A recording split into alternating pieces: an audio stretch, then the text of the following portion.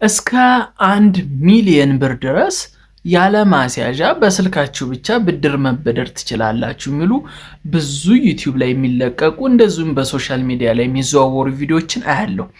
እውን ያለ ኮላተራል ወይም ያለ ማስያዣ በስልካችሁ ብቻ በመጠቀም ዲጂታል ፕላትፎርሞችን ብቻ በመጠቀም እስከ 1 ሚሊዮን ብር ብድር ማግኘት ትችላላችሁ?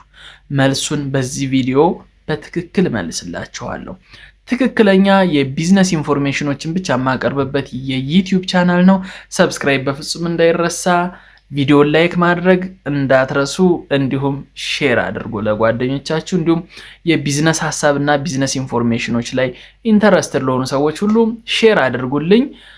እንግዲህ በባንኮች ህግ ወይም በማይክሮ ፋይናንሶች ህግ አንድ ብድር የሚለቀቀው ብዙ ጊዜ ኮላተራል ቤዝድ ወይም ማስያዣ ቤዝ ያደረገ ብድር ነው እና ብዙ ባንኮች አሁን ላይ ከባንኮችም ማይክሮ ፋይናንሶች ብድርን በመስጠት እየታወቁ ነው። ብዙ ማይክሮ ፋይናንሶችም ብድር እየሰጡ ነው። ነገር ግን ይሄ በዲጂታል ሌንዲንግ ወይም በዲጂታል ብድር በስልክ ብቻ በመጠቀም ያለ ማስያዣ ብድሮችን የምናገኝበት መንገድ አለ። ብዙ ቪዲዮዎች ሰርቻለሁ። ካሁን በፊትም ገብታችሁ ማየት ትችላላችሁ።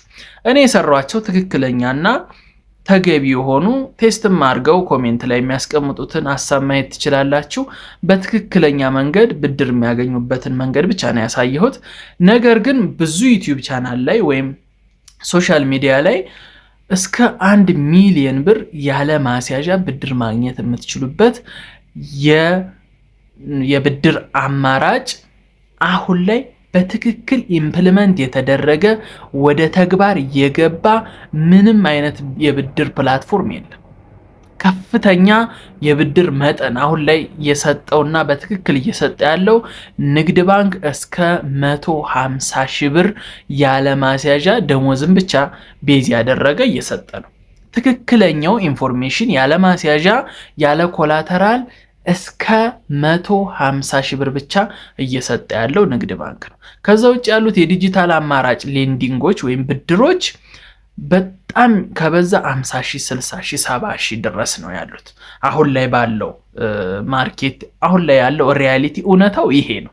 እስከ 1 ሚሊዮን ብር እስከ 500 ሺህ ብር ምናልባት ቀረብ ስትሉ ሌላ አዲሽናል የሚይዙት ነገር ወይም የምትገዙት ማሽን ከሆነ ማሽኑን ሊይዙ ብዙ አማራጮችን ዘርግተው የሰው ተያያዥ ምናምን ብዙ ከኋላው ብዙ ነገሮችን አስቀምጠው ሊሰጧችሁ ይችላሉ። ነገር ግን በስልካችሁ ብቻ በመጠቀም ያለ ኮላተራል ወይም ያለ ማስያዣ ንግድ ባንክ እስከ 150 ሺህ ብር እየሰጠ ነው።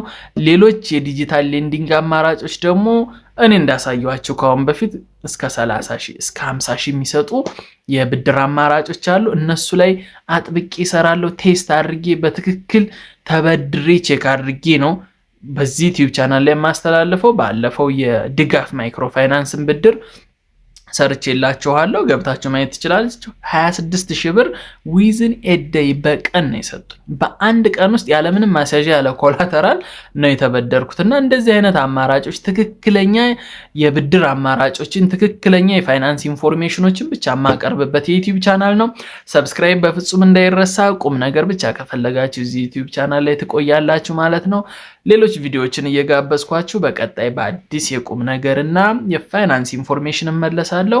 እስከ ቀጣይ ቪዲዮ ቴንኪዩ።